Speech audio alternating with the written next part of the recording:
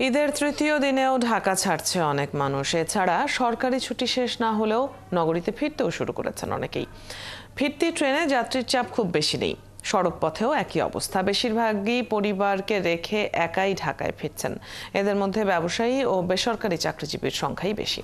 অন্যদিকে নানা চাপে ঈদে যারা বাড়ি যেতে পারেননি তাদের অনেকে ঢাকা ত্যাগ করছেন। ফিরতি মানুষের চেয়ে কমলাপুর রেল স্টেশনে ঢাকা ত্যাগ করা মানুষের সংখ্যা বেশি দেখা গেছে। আজ থেকে ৪৩টি আন্তনগর, ২৭টি কমিউটার সহ মেইল এক্সপ্রেস ও স্পেশাল ট্রেন চলাচল করবে।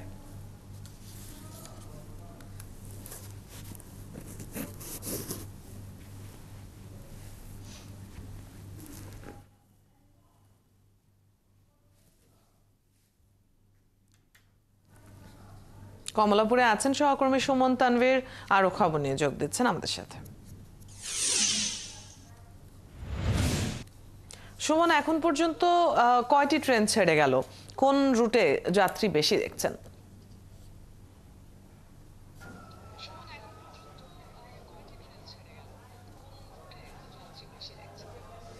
দেখেন, শুরুতে একটু বলি যে আসলে ঈদ শেষ হলেও যে আসলে আমেজ কাটেনি সেটি এই কমলাপুর রেল স্টেশনে আসলে কিন্তু খুব ভালোভাবেই বোঝা যাচ্ছে, এবং এই আমেজ কাটেনি বিধায় কিন্তু আবেগে আমরা সকাল থেকে দেখছি যে ফিরতি যাত্রীর চেয়ে আসলে মানুষ ঢাকা ত্যাগ করছে বেশি। আমি এখন যে ট্রেনটির সামনে দাঁড়িয়ে আছি, আপনি দেখছেন এটা কিশোরগঞ্জ এক্সপ্রেস 10:30টায় ছেড়ে যাওয়ার কথা ছিল, কিন্তু যাত্রী চাপে আসলে এখন পর্যন্ত ট্রেনটি ছেড়ে যেতে পারেনি। আপনি কতটুকু ক্যামেরায় দেখতে পাচ্ছেন, নিশ্চয়ই দেখতে পাচ্ছেন যে পা ফেলার কিন্তু জায়গাটুকু প্রত্যেকটি বগিতে, একটি বগিও নেই যে বগিটিতে আপনি পা ফেলতে পারবেন। এবং এই যে যাত্রী সংখ্যা আপনি দেখছেন, তার পুরো যাত্রী কিন্তু আসলে ঢাকা থেকে তার গ্রামের বাড়িতে যাচ্ছে এই ঈদ উদযাপনের জন্য। যারা আসলে বিভিন্ন ব্যস্ততায় ঢাকা ছাড়তে পারেনি সময় মতো কিংবা ব্যবসায়িক কাজে ছিল, তাদের সংখ্যাটাই কিন্তু এখানে বেশি। এবং সেই কথাটি আমরা বলছিলাম যে সকাল থেকে এসে আমরা এ পর্যন্ত আমাদের দেখা যে 5টি ট্রেন ঢাকা থেকে ছেড়ে যেতে দেখলাম। প্রত্যেকটি ট্রেনেই কিন্তু যাত্রী একদম ভরপুর যাত্রী নিয়ে তারা আসলে এই স্টেশন ছাড়ছে, এবং যে ট্রেনগুলো আসলে ঢাকায় ঢুকছে সেই ট্রেনে আসলে যে যাত্রী সংখ্যা আমরা দেখছি সেটা কিন্তু তুলনামূলক খুবই সামান্য। অর্থাৎ এই যে ফিরতি ট্রেন, অর্থাৎ ঈদের পরে মানুষের যে ফিরে আসার যে চাপ, সেই চাপ কিন্তু সেই সব ট্রেনে আমরা কিন্তু দেখিনি। বিপরীতে আমি যেটি বলছিলাম কিংবা আপনি এখন আপনার মাধ্যমে দর্শকদের আমরা যেটি দেখাতে পারছি যে পরিমাণ যাত্রী এখন এই যে ট্রেনগুলোতে দাঁড়িয়ে আছে এবং তারা যাচ্ছে। আমরা একটু কথা বলারও চেষ্টা করবো দু একজনের সাথে। ভাইয়া, এত শেষে কেন সেটা আসছি অনেক আগে, ঠিক আছে। শিডিউল বিপর্যয়, আধা ঘন্টা লেট করে আসছে, এন্ড দেন হচ্ছে সিট অ্যাভেলেবেল না, ঠিক আছে। তারপরে তো যেতে হবে। ঈদটা ঢাকাতেই করলেন? অলমোস্ট, এখন হাফ করবো এখানে। আপু একটু এদিকে হবেন, একটু কথা বলি। ঈদ কি ঢাকাতেই হলো? জি হ্যাঁ, কেন? কারণ এর আগে যাওয়ার চেষ্টা করছি কিন্তু টিকিট ছিল না, এই কারণে ঈদের তৃতীয় দিনে এখন যাওয়ার করতেছি। তাও আবার প্রচুর ভিড়, মানে ভাবছি হয়তো কম হবে, আগের তুলনায় ভিড় আছে। দেখছিলেন কিংবা শুনছিলেন, আসলে সকাল থেকে আমরা যাদের সঙ্গে কথা বলছিলাম যারা ঢাকা ছাড়তে পারেননি, তাদের বেশিরভাগই মনে করেছিলেন যে আসলে ঈদের পরে গেলে যে যাত্রা বিড়ম্বনাটা হয় সেই বিড়ম্বনাটা হবে না। কিন্তু আজকে যারা এখানে এসেছেন তারা কিন্তু সবাই খুব স্বস্তি নিয়ে কিন্তু ঢাকা ছাড়তে পারছেন না। অর্থাৎ আমরা যাদের সকালে কমিউটার ট্রেনে দেখছিলাম যে লাইনে দাঁড়িয়ে, দীর্ঘ লাইনে দাঁড়িয়ে আছেন, 2 ঘন্টা আগের থেকে দাঁড়িয়ে আছেন, তারা যেমন বলছিলেন যে গতকাল তারা এসেছিলেন, এসে টিকিট পাননি, তারা চলে গিয়েছেন। এবং যারা আন্তনগর এক্সপ্রেসেও যাচ্ছেন তাদের অবস্থাটাও কিন্তু একই রকম, যে আসলে তারা খুব স্বস্তি, অর্থাৎ যে স্বস্তি, যে প্রত্যাশা তাদের ছিল যে অনেকটা নির্বিঘ্নে তারা বাসায় পৌঁছাতে পারবেন, সেই নির্বিঘ্ন মনে কিন্তু সুমন, একটু অপ্রত্যাশিত হলেও যেমনটি দেখা যাচ্ছে যাত্রীরাও বলছিলেন যে অপ্রত্যাশিতভাবে অনেক বেশি ভিড় তারা আজকের দিনে পাচ্ছেন। ধন্যবাদ এই মুহূর্তের খবরগুলো জানিয়ে দেওয়ার জন্য। দর্শক সহকর্মী সুমন তানভীর ঈদ যাত্রায় ট্রেনের খবর নিয়ে কমলাপুর রেল স্টেশন থেকে যুক্ত ছিলেন এতক্ষণ। ঈদের ছুটিতে ফাঁকা ঢাকায় চলাচলের নিরাপত্তা নিয়ে শঙ্কা প্রকাশ করেছে রাজধানীবাসী। যদিও নগরীর বিভিন্ন পয়েন্টে রয়েছে আইনশৃঙ্খলা বাহিনীর নিরাপত্তা চৌকি। রাতভর যেসব চালকরা গাড়ি চালাচ্ছেন তাদের মধ্যেও নিরাপত্তা নিয়ে রয়েছে মিশ্র প্রতিক্রিয়া। কেউ বলছেন পর্যাপ্ত, আবার কেউ বলছেন স্বল্পতার কথা। সুমন মাহমুদের প্রতিবেদন। ঈদের দ্বিতীয় দিন মধ্যরাতে রাজধানীর সড়কের চিত্র। রাজধানী ফাঁকা হলেও সড়কে যানবাহনের চাপ খুব একটা কম নয়। রাতে রাজধানীর চলাফেরার নিরাপত্তা নিয়ে ক্ষোভ প্রকাশ করেছেন রাজধানীবাসী। বাসা থেকে বের হয়ে আবার বাসায় ফিরতে পারবেন কিনা এমন অনিশ্চয়তা রয়েছে সবার মাঝে। তারপরেও জরুরি প্রয়োজনে বের হতে হচ্ছে অনেককেই।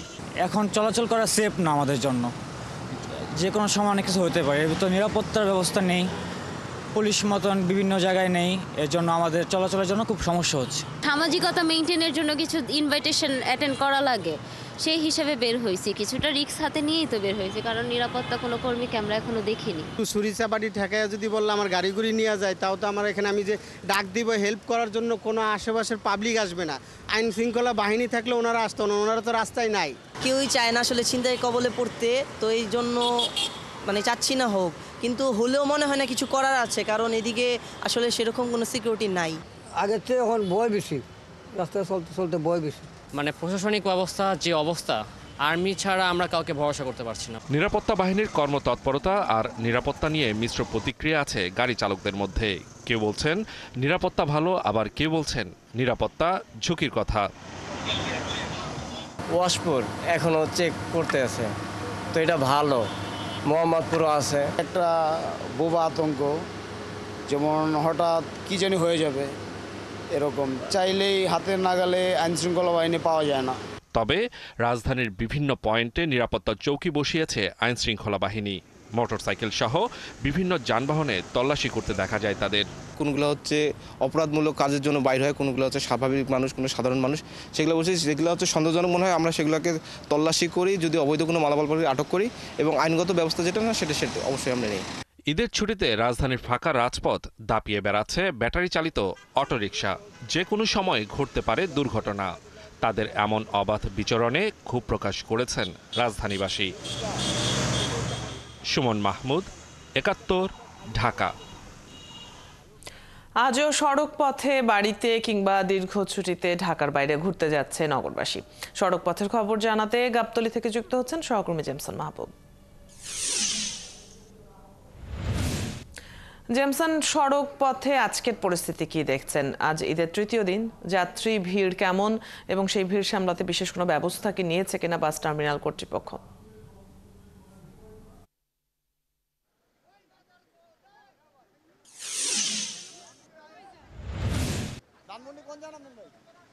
আপনার যাত্রী কিন্তু আসছে আপনার খুব, তবে যে গাড়িগুলো আমরা দেখছি খুব বেশি যাত্রী নাই। যেমন আপনার যাওয়ার সময় যাত্রীর চাপ যেরকম বেশি থাকে, এখন পর্যন্ত কিন্তু সেই চাপটি পড়েনি। আমরা দেখছি যে আসছে হালকা হালকাভাবে কিছু গাড়ি আসছে, খুব যে একেবারে আপনার যে ঈদের যাওয়ার সময় যেরকম যে 10টা 12টা 15টা গাড়ি একসাথে ছেড়ে যাচ্ছে এরকম না, আসছে গাড়ি কিছুক্ষণ পর পর গাড়ি আসছে। এবং সেসব যাত্রীর সাথে আমরা কথা বলেছি, তারা আমাদেরকে বলেছেন যে ঈদে তারা যেভাবে নির্বিঘ্নে তাদের বাড়ি যেতে পেরেছিল, ফিরতি পথটাও কিন্তু কর্মস্থলে ফেরার পথটা অর্থাৎ ঢাকা আসার পথটা কিন্তু এরকম একেবারে নির্বিঘ্ন ছিল, কোনো যানজট ছিল না অল্প সময়ের মধ্যে। যেমন নাটোর থেকে যারা এসেছে তাদের সাথে আমরা কথা বলেছি, তারা গাড়িতে উঠেছে 7টায়, তারা কিন্তু 11টার মধ্যেই চলে আসছে, অর্থাৎ 4 ঘন্টা, অনেক ক্ষেত্রে 4.5 ঘন্টা সময় তারা কিন্তু মোটামুটি ঢাকায় পৌঁছাতে পেরেছে। এতে তারা খুশি। তারা বলছে যে বর্তমান যে এবার যে ঈদের ব্যবস্থাপনা, সেই ব্যবস্থাপনার মধ্যে যে তারা সুবিধা পেয়েছে ব্যবস্থাপনার কারণে, সেতে তারা খুশি। এবং তারা বলছে যে এবারে যাত্রা, এই জার্নিটা কিন্তু অন্যান্য বারের তুলনায় অনেকটা আরামদায়ক হয়েছে, স্বস্তিদায়ক হয়েছে। দুই পথেই, একেবারে যাওয়ার পথেও যেরকম স্বস্তি ছিল, আসার পথে অর্থাৎ কর্মস্থলে ফেরার পথটাও অনেকটা স্বস্তিদায়ক ছিল। তো সেক্ষেত্রে আর চালকরাও বলছে যে যখন উত্তরবঙ্গ থেকে আসার পথে হয়তোবা আপনার সাভার কিংবা নবীনগরের দিকে একটু জ্যাম পড়ছে, কিন্তু সেটি হচ্ছে একদম একটা সিগন্যালের মতো, মানে হয়তোবা অল্প সময় থেমে থেমে গাড়ি চলছে, কিন্তু একেবারে ঘন্টার পর ঘন্টা দাঁড়িয়ে থাকার যে জ্যাম, সে তেমন কোনো জ্যাম নেই, রাস্তা একেবারে ফাঁকা। আমরাও দেখছি যে এখন পর্যন্ত ঢাকায় কিন্তু সেই কর্মচঞ্চল পরিবেশ কিন্তু তৈরি হয়নি। এখন পর্যন্ত রাস্তাঘাট ফাঁকা রয়েছে। সব কিছু মিলে এবার এই যাত্রা অনেকটা স্বস্তিদায়ক। আর চালকের মধ্যে যেটি বলছে, যে বাস কর্তৃপক্ষ যেটি বলছে, হয়তোবা শুক্র এবং শনিবার এই 2 দিন গাড়ির মানে ঢাকায় ফেরার যাত্রীদের চাপটা একটু বাড়বে। আর যেহেতু গাবতলী আমি আছি, এখান থেকে কিন্তু উত্তরবঙ্গের যাত্রীর চাপটা একটু বেশি থাকে এবং উত্তরবঙ্গের যাত্রীও কিন্তু আসছে এবং তারা বলছে যে না এবার এই যাত্রা অন্যান্য বারের তুলনায় গত 10-12 বছরও নাকি এরকম স্বস্তিদায়ক যাত্রা হয়নি। জেমসন, যাত্রীদের মন্তব্য আমরা জেনে নিচ্ছিলাম এবং একই সাথে আপনি যেমনটি জানাচ্ছিলেন যে ফিরতি পথে ভিড় তেমন একটা দেখা যাচ্ছে না। ধন্যবাদ এখনকার খবরগুলো জানিয়ে দেওয়ার জন্য। দর্শক, সহকর্মী জেমসন মাহবুব আমাদের সাথে যুক্ত হয়ে গাবতলী বাস টার্মিনালের চিত্রটি জানিয়ে দিচ্ছিলেন। গণ অভ্যুত্থানে নিহত সাংবাদিক মেহেদী হাসানের পরিবারে নেই ঈদের খুশি। তার ছোট 2 সন্তান আজও অপেক্ষায় আছে বাবা ফিরে আসার। ঈদের সময়টায় কেউ এই পরিবারটির খোঁজ রাখেনি। তার জীবনসঙ্গী পপির প্রশ্ন, সব মানুষের কথা বলে যে সাংবাদিক, তার পরিবারের খোঁজ গেল 8 মাসে কজন নিল? আরো জানাচ্ছেন শাহনাজ শারমিন। ঢাকার অদূরে কেরানীগঞ্জের বোরহানীবাগের বাসাটিতে ঈদ এসেছে শূন্যতা আর বেদনার হাহাকার নিয়ে। এক রুমের এই বাসায় আর কখনোই ফিরবে না ঢাকা টাইমসের সিনিয়র রিপোর্টার মেহেদী হাসান। ছবি হয়ে যাওয়া মেহেদীকে বারবার ছুঁয়ে দেখে 4 বছরের অবুঝ শিশু নিশা। বাবা এখনো তার কাছে জীবন্ত ছবির মতোই। সে জানে বাবা বাউফলের দাদা বাড়িতে ছোট্ট ঘরে শুয়ে আছে। দাদির বাসায় ছোট্ট ঘর বানাইছে, ওই ঘরের ভিতরে শুয়ে রয়েছে। মেহেদী আর পপির 7 বছরের সংসারে অর্থবিত্ত ছিল না, কিন্তু সুখের কমতি ছিল না। বাবু থাক আপনার কাছে, আমরা একটু ঘুরে আসি, অনেকদিন যাবত ঘুরতে যাই না। ছুটি করে বাচ্চা নিয়ে পরে আমি ঘুরতে গেছি ওর সাথে, ও ঘুরতে অনেক পছন্দ করতো। রোজার শুরু থেকেই ঈদের অপেক্ষায় থাকতো মেহেদী। চাঁদ রাতে খোঁজ নিত স্ত্রী পপির হাত মেহেদী রঙে রঙিন হয়েছে কিনা। আমার এরকম ঈদ কখনোই যায় নাই, আমি কখনো হাত খালি থাকে নাই। আমার যদি একটু দেখতো যে আমার হাত খালি, বলতো কি ব্যাপারে এখনো মেহেদি পড়ো নাই কেন, কাজ ফলাও আগে মেহেদি পড়ো। কিন্তু আমার এবার পুরো হাত ফাঁকা, কেউ আমাকে বলে নাই তোমার হাত ফাঁকা কেন, তুমি মেহেদি পড়ো নাই কেন। রাত জেগে মেহেদির পছন্দের রসমালাই বানাতো পপি, সেটি হয়তো আর কখনোই বানানো হবে না। গেল ঈদেও একসাথে বেড়াতে যাবার স্মৃতি এখন পপির বেঁচে থাকার সম্বল। বেতন পাইছে, কোথায় কি লাগবে সে খরচটা ই করে, যদি আমাদের কাছে অল্প কিছু টাকাও থাকতো আমরা খেতাম না বাইরে, কিন্তু ঘুরতাম প্রচুর। ও আমার হাতে সব রান্না অনেক পছন্দ করতো, কিন্তু ঈদের জন্য স্পেশালি ওর জন্য আমার বানাইতেই হতো রসমালাই। বন্ধু অন্তপ্রাণ মেহেদী বন্ধুদের নিয়েই মেয়ের জন্মদিন বিয়েবার্ষিকীর আয়োজন করতেন। জুলাইয়ের পর মেয়েদের জন্মদিন, মার্চে বিয়েবার্ষিকী, সবই নীরবে চলে গেল, কেউ খোঁজ রাখেনি। ও নিজের জীবনটা দিয়ে দায়িত্বটা পালন করে গেছে, কিন্তু ও চলে যাওয়ার পর ওর সন্তানের দায়িত্বটা কে নিবে? একটা বার কেউ আমার কাছে এসে জিজ্ঞাসা করে না এই যে ভাবি বাচ্চাদের নিয়ে ঈদ কেমন করতেছেন বা রোজা কেমন কাটতেছে আপনার। পপি এখনো মেহেদীর পোশাকগুলো ছুঁয়ে অনুভব করেন তার প্রিয় মানুষকে। মেহেদীর মতো সাংবাদিকরা সবার কথা তুলে ধরে, কিন্তু তারও যে একটি পরিবার ছিল সেটি কেউ মনে রাখে না। একটা সাংবাদিক অন্যরা কি অবস্থায় আছে, কার কি হইলো না হইলো, সে সব খোঁজটা রাখে, কিন্তু একটা সাংবাদিকের যে কি হইলো, তাদের কি অবস্থা, তাদের মৃত্যুর পর তাদের সংসার কিভাবে চলবে, এই খোঁজটা কেউ নেয় না। এই খোঁজটা কারা রাখবে? শাহনাজ শারমিন, ৭১, কেরানীগঞ্জ, ঢাকা। পবিত্র ঈদ উল ফিতর উপলক্ষে 3 দিন সকল শ্রেণীর বন্দীদের একবার বিশেষ সাক্ষাৎ ও টেলিফোনে নির্ধারিত নম্বরে কথা বলার সুযোগ করে দেওয়া হয়। এমনকি নিরাপত্তা নিশ্চিত করে একবার বাইরের খাবার গ্রহণের ব্যবস্থা করে জেল কর্তৃপক্ষ। নারায়ণগঞ্জ জেলখানায় বন্দীদের ঈদ উদযাপনের খবর জানাতে যুক্ত হচ্ছেন সহকর্মী নিবিড় সাহা। নিবিড়, ঈদের ছুটিতে জেলে বন্দীদের জন্য কি কি বিশেষ ব্যবস্থা রাখা হয়েছে, এ নিয়ে বন্দী এবং তাদের স্বজনদের প্রতিক্রিয়া কি?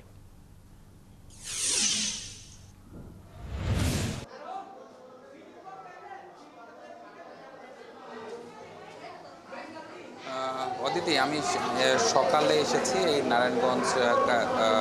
নারায়ণগঞ্জ কারাগারে এবং এই 10টার পর থেকে আমি যেমনটি চিত্র দেখেছি যে যারা বন্দীরা আছেন, বন্দীর যারা স্বজনরা আছেন, ঈদ উপলক্ষে কিন্তু তারা এই কারাগারে তারা বিশেষভাবে কিন্তু দেখা করার সুযোগ পাচ্ছেন তাদের যে স্বজনরা আছেন, এবং এখানের যে পরিবেশ, এই সাক্ষাৎ কক্ষের পরিবেশ, সেটি কিন্তু আসলে অনেকটা আবেগঘন, কেননা দীর্ঘদিন যাবৎ তারা দেখা যাচ্ছে যে একে অপরকে সামনাসামনি দেখছেন না, কিংবা এই যে ঈদের মতো একটি বড় উৎসব সেটি আসলে দীর্ঘদিন যাবৎ তারা পালন করছেন না। আমরা এই অনেককেই দেখছি যে আসলে শিশুদেরকেও তারা নিয়ে এসেছেন। যে কিছুক্ষণ আগে আমি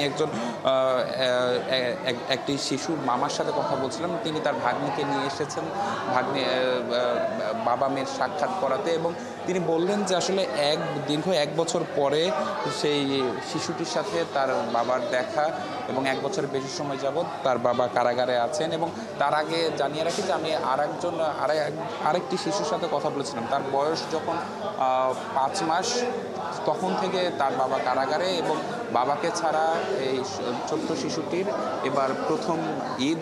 এবং পরিবারের স্বজনরা কিন্তু বলছেন যে আসলে জেল কর্তৃপক্ষের যে উদ্যোগ, সেই উদ্যোগকে কিন্তু তারা সাধুবাদ জানিয়েছেন। এবং এই উপলক্ষে কিন্তু 3 দিন, ঈদের দিন থেকে 3 দিন এই যে কয়েদিদের সাথে তাদের স্বজনরা যারা আছেন তারা কিন্তু বিশেষভাবে দেখা করার সুযোগ পান, এবং সেই যে দেখা করার সময় সেটি কিন্তু আসলে খানিকটা বেশি থাকে। এবং এই 3 দিনের ভেতরে আমি যেমনটি দেখেছি যে একদিন বিশেষ খাবার, অর্থাৎ কয়েকদের জন্য তাদের স্বজনরা যেসব খাবার রান্না করে নিয়ে আসেন বাড়ি থেকে, সেসব খাবার কিন্তু আসলে একদিন তারা খেতে পারেন। এছাড়া তারা টেলিফোনে কথা বলছেন, এবং সব কিছু মিলিয়ে কিন্তু আবেগঘন একটি পরিবেশ তৈরি হয়েছে। এবং আজকে যেমনটি দেখছি যে আসলে চাপ কিন্তু বেশ খানিকটা কম, এবং কারা কর্তৃপক্ষদের যারা আছেন, কারা কর্মকর্তারা যারা আছেন, তারা কিন্তু বলছেন যে আসলে গতকাল ঈদের দিন এই চাপটা কিন্তু আসলে বেশ খানিকটা বেশি ছিল। এবং সব কিছু মিলিয়ে যদি বলা যায় যে এখানে একটি দেখা করতে যারা আসছেন তাদের গল্প এক এক রকম, এক এক ধরনের আবেগঘন। তারা কিন্তু বলছেন যে আসলে এই যে তাদের নিবিড়, আপনার মাধ্যমে আমরা জানছিলাম নারায়ণগঞ্জ জেলখানায় বন্দীদের ঈদ উদযাপনের খবর।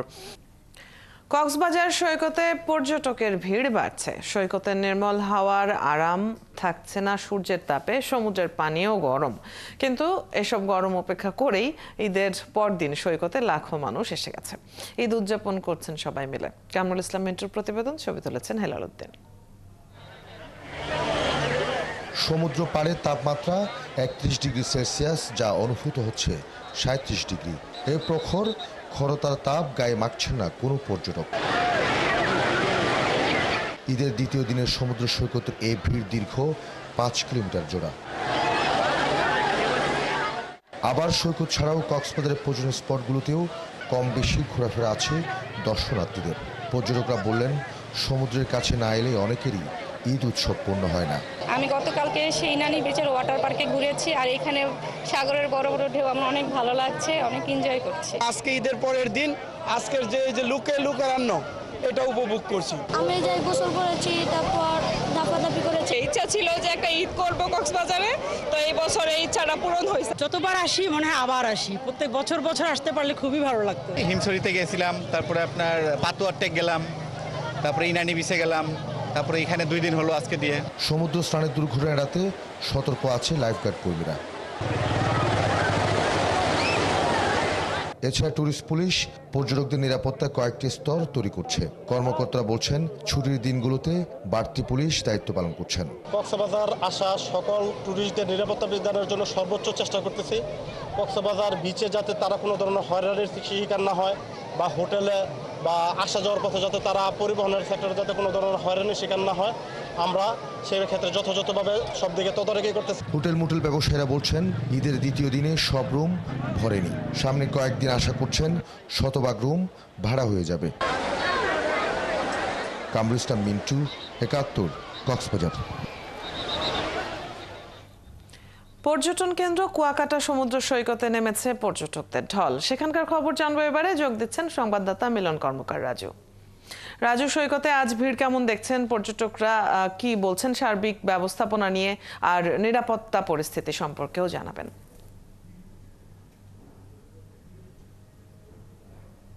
পর্যটকদের উপর বৃষ্টি যেদিকে যায়, আপনার পূর্ব থেকে পশ্চিম দীর্ঘ সৈকতে সর্বত্রই কিন্তু আসলে পর্যটকদের ভিড়ে এই মুহূর্তে সাগরের যত জোয়ার হচ্ছে পর্যটকদের উপস্থিতিও তত বাড়ছে। আপনাকে একটা পরিসংখ্যান দিয়ে বলি, সেটা হচ্ছে যে কুয়াকাটা সৈকত দেশে যে ঝাউ বাগান রয়েছে, ঝাউ বাগান থেকে লেম্বুর বাগান দীর্ঘ প্রায় 8 কিলোমিটার সৈকত। 8 কিলোমিটার সৈকত জুড়ে টোটাল সৈকত জুড়ে দেখেন পর্যটকদের ভিড়। গতকাল রাত থেকে যে পরিমাণে পর্যটক এসেছে তার চেয়ে আজকে সকাল 10টার পরে আরো বেশি পর্যটক আসতে শুরু করেছে এবং যারা এসছে তারা সরাসরি কিন্তু সৈকতে এসে ভিড় করছে। এখানকার যে পর্যটকের বর্তমান পরিস্থিতি একেবারে টইটুম্বুর। আমরা যে বিষয়টা আগেই বলেছিলাম যে এবছর কিন্তু মোটেলে কিন্তু সেই ধরনের আবাসন সংকট দেখা দিবে এবং ঠিকই একই ধরনের আজকে আবাসন সংকট দেখা দিচ্ছে। গতকাল 70 থেকে 80% রুম বুকিং হয়েছিল, আজকে কিন্তু শতভাগ ছাড়িয়ে গেছে যে বড় বড় আবাসিক হোটেলগুলোতে।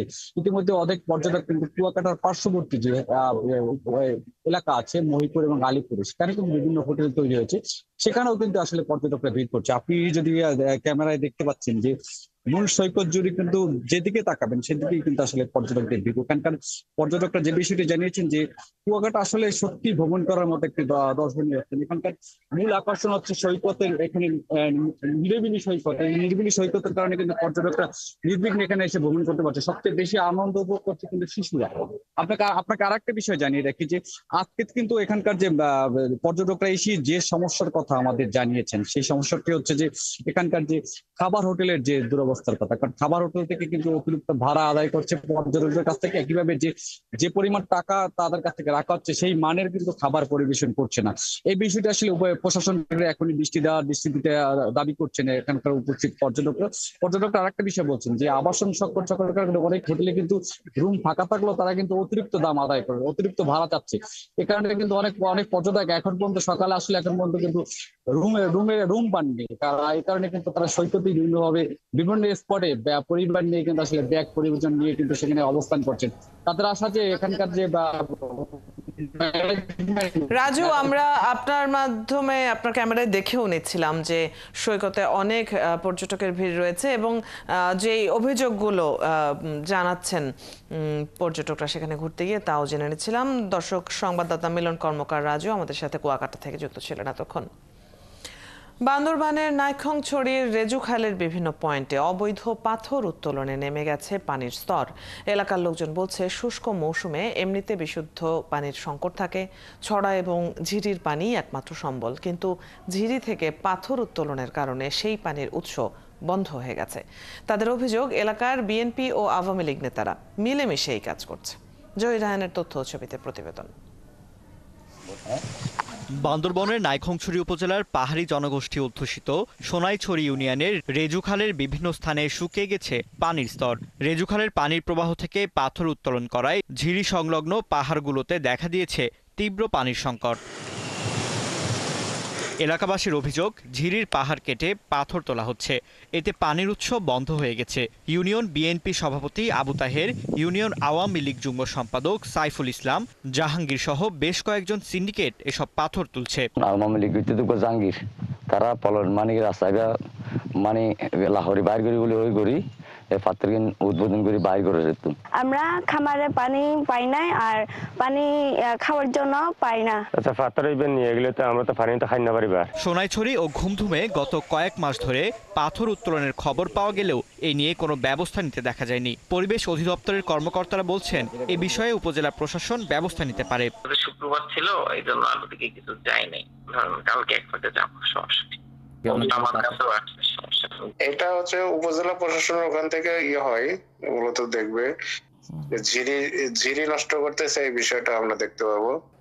আমাদের তো অনেক রেস্ট্রিকশন আছে। পাথর প্রাকৃতিক সম্পদ, জনজীবনেও এর প্রয়োজন রয়েছে, কিন্তু ঝিরি ও পাহাড় খুঁড়ে এসব পাথর উত্তোলন বন্ধ না হলে অচিরেই পাহাড়ি এলাকা পরিবেশ বিপর্যয়ের মুখে পড়বে বলছেন বাসিন্দারা। ফারদিন নীরব, ৭১।